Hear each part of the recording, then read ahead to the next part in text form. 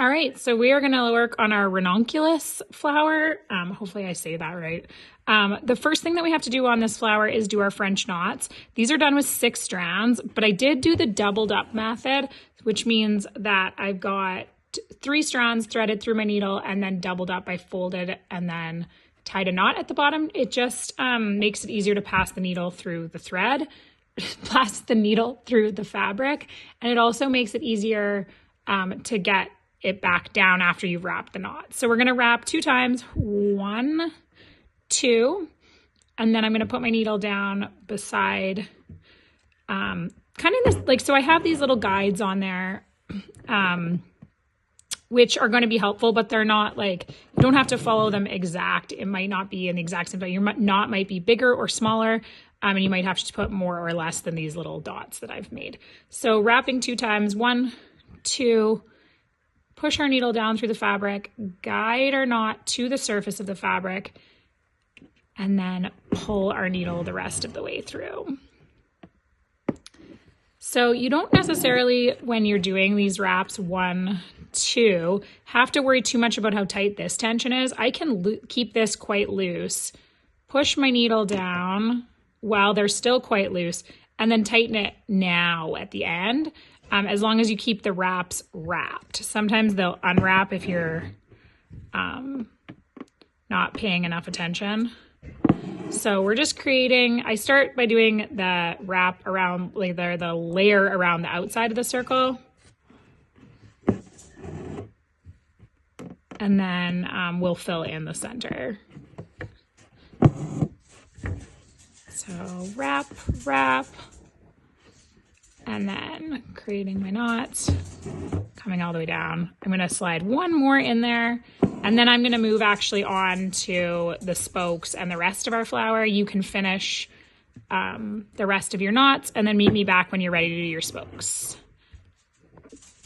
So if you haven't already, we're taking our DMC 350, and I mentioned earlier that you're going to want to take the longest of that thread. So in your package, you're going to have some pre-cut thread. One of them is going to be double the length of the other ones. That's the one we're going to be working with here. So we're just going to, pinch and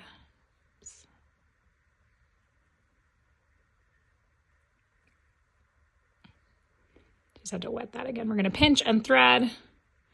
And then I'm folding this over because it is obviously double the length. I'm taking my 2 ends, having them meet together, and then I just throw a little knot in the bottom like that. I am going to trim that little end quite short, just so that there's not a ton of thread floating around. And then I'm going to take my needle, get it to that halfway point, just smooth it out, make sure that it's all even, and then I'm going to create my spokes. Sometimes I do recommend creating your spokes with just 6 strands. In this case, I've included enough thread that you can do it with the 12 and then you don't have to change. But again, if you want to do 6, that's fine too. It is a little bit harder to get your needle through the fabric when you've got 12 strands. When we do a woven wheel, we only do it like 1 time other than the spokes. So if you're having trouble, you could just do 6 strands and then change it to 12 after. Okay, so we're coming straight to the end of that and just creating a straight line. And I will meet you back here when we're done our spokes. Okay, so we've created our spokes, and I'm just going to come up between 2 spokes. And then you're just going to go in an over-under pattern. So right now I'm going to start with going under my first spoke. And it really doesn't matter which direction you go. I think depending on whether you're right or left-handed, make one more comfortable than the other. And you're just going under this one, then you'll go over the next, then under, and you're just switching back and forth between the over-under. And for this, the reason that we do our French knots first is because they create a really nice guide all the way around, so that our thread can come and kind of bump up around it. And I like to make it nice and tight so there's no gaps. The other thing I'll say about doing the French knots first is that if you don't, trying to do French knots through the opening will be difficult, and you'll also likely snag some of your woven wheel, which is one of the things we always like to avoid. So we're just going to go around the pattern all the way over and over. I like to pull the first couple weaves around the wheel, especially like the first and maybe second, quite tight. And then from there, I typically just guide it around so that it's sitting beside, and I don't pull it tight. I just pull it until the tension is out of the strand. You're really going to want to make sure that you're not jolting or like yanking, because this isn't stitching up and down, and you're not anchoring each stitch. If I pulled really hard on my thread right now, I would change the tension of the entire wheel portion. So that is one thing to keep in mind when you're doing this, is that you can kind of screw up the whole thing. You also could nick one of these, and if you pull it out, it changes the shape of all of them, or it just, so you really want to be going slow, steady, and cautiously. So I like to just be cognizant of where this loop is, because sometimes it'll get hooked on the top of your thing and you'll be pulling and it'll abruptly stop, which you're not expecting. And all of those things can affect the tension. So I've created the amount of thread that you're given for this so that essentially when you run out of this longer thread, you'll be about where you should be for switching the colors. It's designed so that it takes a bit of the guesswork out. You're supposed to stop about 3/4 of the way. So if you, for some reason, say you did you may have done your spokes in 6 strands, you might have more thread. So just stop when you get to about 3/4 of the wheel. So, and some of them will be different. Like this one seems to be almost finished. That's okay. But right now I'm pretty much at the end. I want to make sure that I have enough to stitch down and still not. So how I normally do my stitch down to end the section is I do it as if I'm still continuing on. So I want to cover this spoke from here to here. And then this one I'm going to be going under. So I'm just going to stitch right beside it. And then it almost emulates that I'm stitching down. Or sorry, scooping under that spoke. So I'm just going to tie off, and then I'm going to get my next. You have a longer strand of your 225. Take that one, put it on your needle, and we'll be ready to finish our wheel.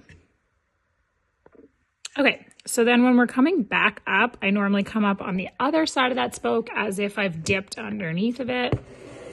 And you've done the same with your thread. You've doubled up your 6 strands on your longer strand that's included in your kit. If you have the kit, the deluxe kit that comes with the full skeins, you're going to do 2 arms lengths to equal what we've used here. So just in case I didn't already say that, it'll be 2 arms lengths. And then we're just going around following our same pattern.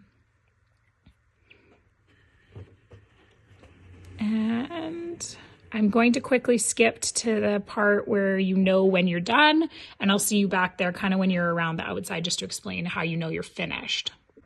Okay, so as I'm coming to the end, I'm coming around and I'm starting to get to a point where I've covered most of my spokes. Sorry, I just had some strands separate. So I typically like to go around my wheel even after I start to see that I've covered the spokes. That would be like a good indication of being done. This one obviously has like a small dotted line around the outside, which is also a good guide to kind of be like, okay, you've covered that.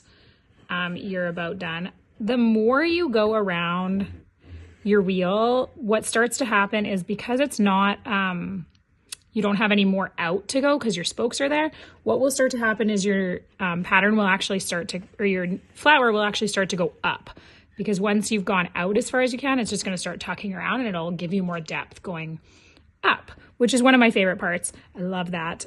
So I often will go around quite a few times. You've got enough thread to go around a bunch, but you will probably still have some extra of your pink.